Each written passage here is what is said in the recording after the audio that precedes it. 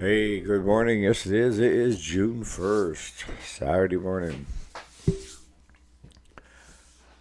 What's going on today? Well, I don't know if you guys have it in your area, but in our area we have village wide garage sales. And there's three townships that are having it all today, all, like in this triangle area, all within a few miles of each other.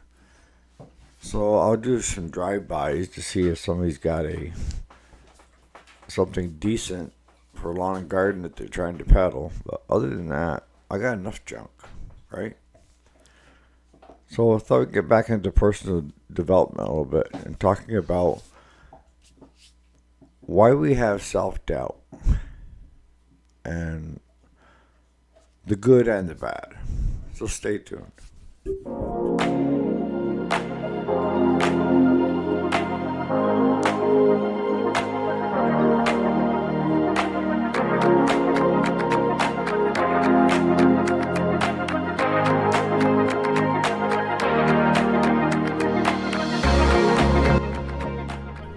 Alrighty, welcome back. My name is Eric, and we do the weekday Monday through Friday. This is the weekend. Uh, the weekday is available in podcast or video, and the topics we cover during the week normally are business related. I do some personal development, but I tend to leave that for the weekend. So today I want to talk about self doubt and what is self doubt and how do we get self doubt. But in order to get any of that, we need to understand what it is, right? Self doubt is almost the opposite of self confidence. It's where you doubt yourself all the time. And it can come from numerous things. Growing up as a child and not having parents, healthy parents, that wanted you to have self confidence in doing things and encouraged you to do things and accomplish things. And if you're not allowed to flourish and nourish, then self doubt takes over. You lack all confidence. You're never good enough. And it can come from environmental, like a tragic event, toxic relationships, you know. The list goes on and on. But why do we need to even look at this topic? Well, it's because even the best of us at times have the self doubting sneak in on us. And I also look at it as a mechanism within the brain that says, all right, we got to be careful if we're starting to doubt ourselves. But more times than not, it's gotten my way versus being helpful. So the less self-doubt you have, the better you are. And the biggest thing is just cut yourself a break. If you're constantly overanalyzing and thinking the worst and you just hard on yourself, never good enough, you don't have self-confidence in trying new things, new relationships, cut yourself a break. Everybody goes through it to a certain extent. It's when it gets to be more often than not that we need to be concerned about it. And a lot of times with self-doubt and overanalyzing and trying to judge yourself to others, that's the worst thing you could do.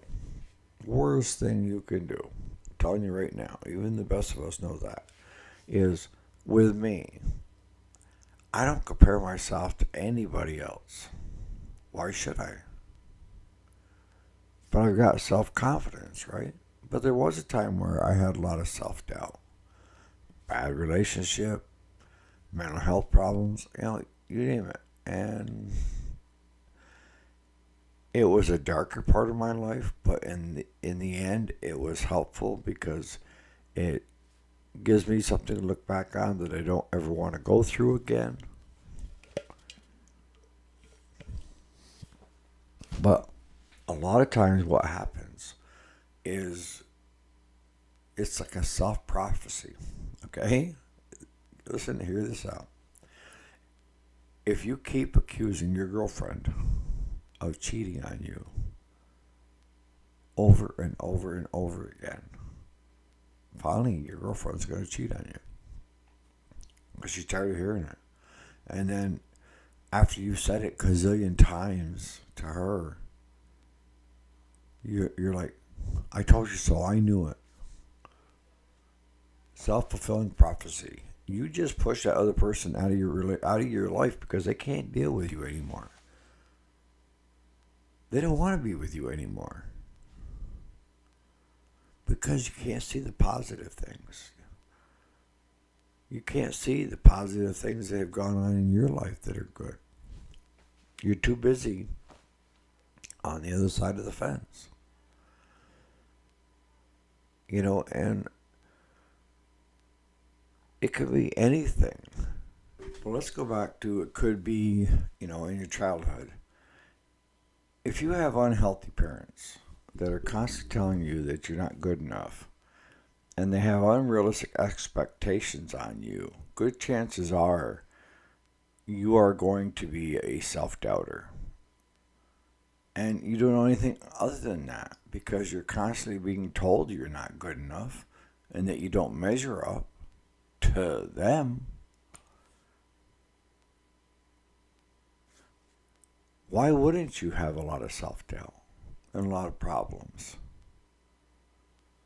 See, there's parenting and then there's parenting. Good parenting to me is having realistic expectations. And that is, you don't have a lot when the kids are younger, all right? Even when it came to schoolwork, with my two kids, one excelled and the other one just, all they cared about is just passing. But all I asked of either one of them was just do your best. And if your best isn't good enough, then it's not good enough. But if you at least try to do your best, then how can I ask any more out of you?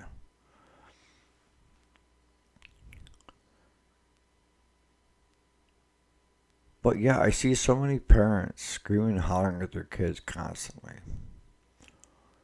And it's like a generational thing.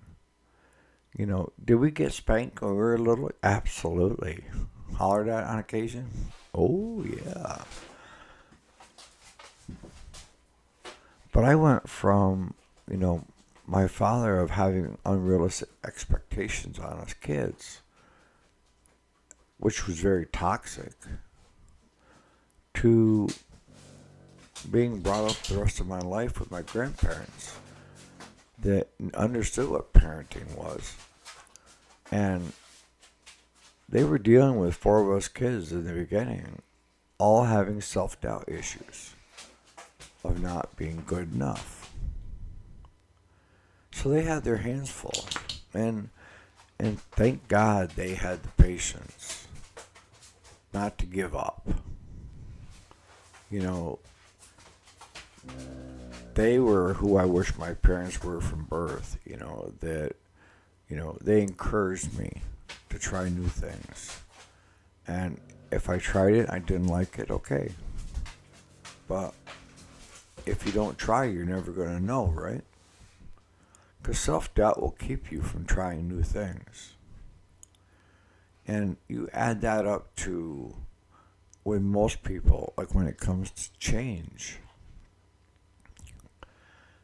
Change brings fear, whether it's a good change or a bad change. Promotion of a new job. That brings fear. You're changing from what you're doing and you know how to do it to now you've applied for that next position that's higher up and they hired you and you start Monday. So you're filled with anxiousness and self-doubt and, I don't know if I can do it, and all that stuff comes into play. And I'll tell you, If you don't have that going on, you're probably not normal. You're probably a narcissistic person, you know, because everything that I've done when it came to changing had a level of fear and excitement, self-doubt.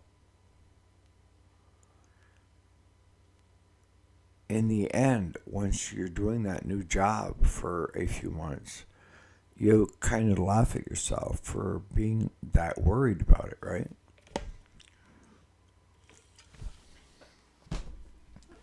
I can even remember in college, coming up to finals and self-doubting that I could do anything. I was going to fail. I was going to fail. I told this on one of my videos before, only to find out that I was in the upper percentile. And my wife was ready to kill me because I have to deal with my ass of all this. Oh, I failed, and then end up getting 96. We all have it at times. It's when it's prevalent a lot is when we have to be concerned with it, right? And the self-fulfilling prophecy is very true. Very true. Because we think the worst, right? And it could be a friend, could be a girlfriend, a boyfriend, could be any of the above.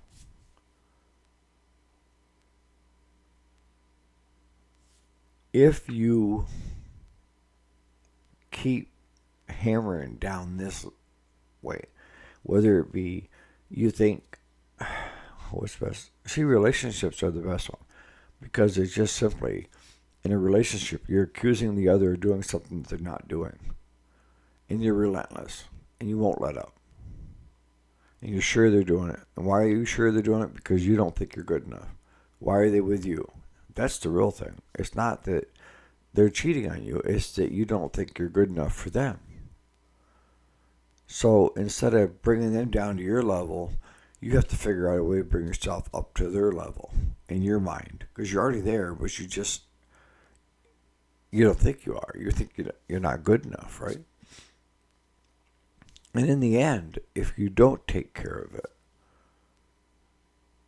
your self-fulfilling prophecy will come true. I guarantee it.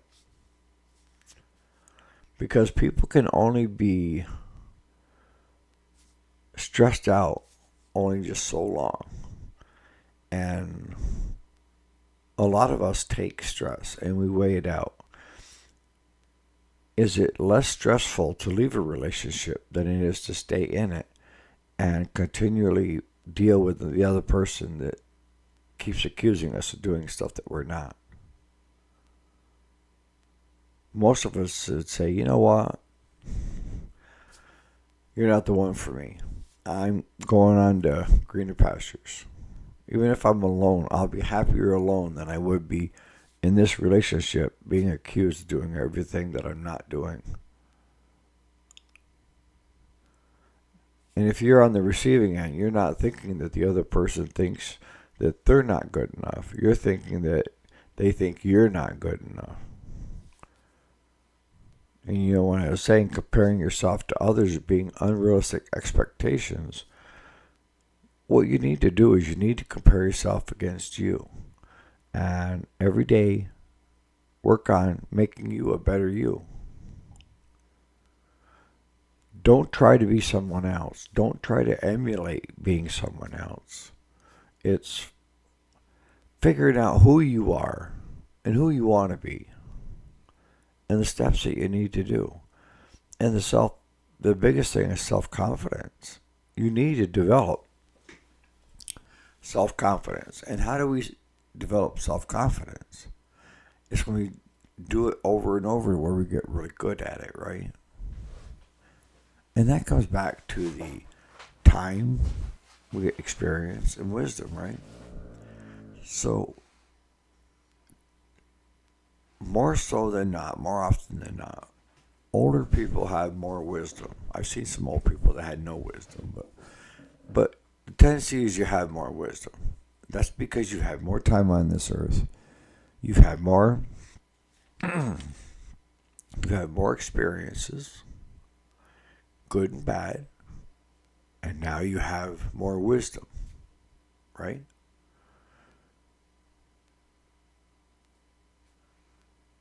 If you are someone that is a self doubter, start today. Stop reaching out and trying to bring that other person down. Look at ways to bring yourself up. Do something nice for yourself today. Cut yourself some slack. This is a learned behavior. You were not born with this. And with learned behaviors, that means we can change it. The longer you've been dealing with it, sometimes it's harder. But it all depends on how much you want to change. Some self-doubters don't want to change.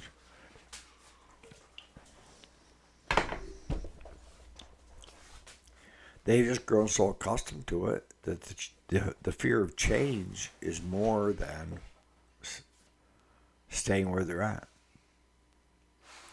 Or they don't see the benefit of it. I mean, we see the benefit, but a lot of times they don't. All I can tell you is if you're in a relationship with a self-doubter, there's nothing you can do that will ever please them. And for your own sanity, run. If they are unwilling to change, run the other direction. Give up on them. Because they've given up on themselves. So why should you continue to try to prop them up? We need to make it so that that fear of not changing is greater than the fear of staying where they're at, right? To go something new. And that might mean, 4 or 5 sessions with a therapist.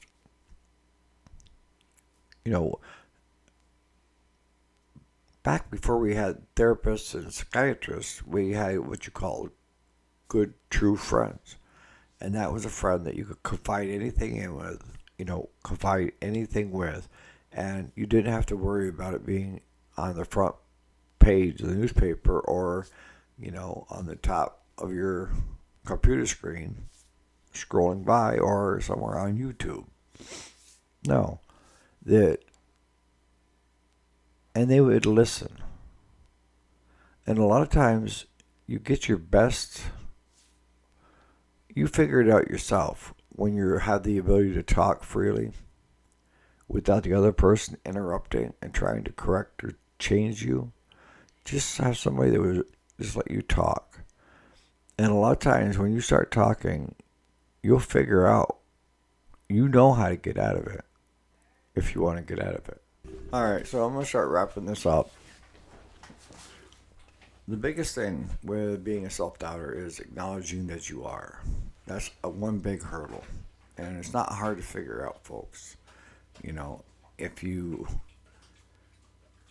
constantly don't think you're good enough, or you're comparing yourself to other people, or you're in a relationship where you're accusing the other person of doing something that you don't know if they are or they aren't. I'm not talking about women's intuition of knowing when someone's cheating. I mean someone that accuses you of cheating when you're not, or doing something when you're not doing it. I see it probably more so now than I did years ago. But, it's like everybody's got a mental health problem. No. People just need to grow up and become good parents and help the next generation be strong and independent and self-confident. That's your goal for today if you're a self-doubter, is do some research. You have the whole internet at your disposal. And look for ways to make yourself better every day. Recognizing and acknowledging is the first step. And then create more steps to how to get out of it. And that is just, you've always been good enough but other people aren't looking at you as not good enough. You're the one doing that. And that needs to change. It's so much nicer when you're not self-doubting about everything. And it could be traumatic event, car accident, where you're unwilling to get back into a car again. You need to take steps to get back on that horse. On that note, you guys have a great day, and I'll be wildly garage sailing out of my truck. And we'll see you here bright and early tomorrow morning for the Sunday sermon. All right.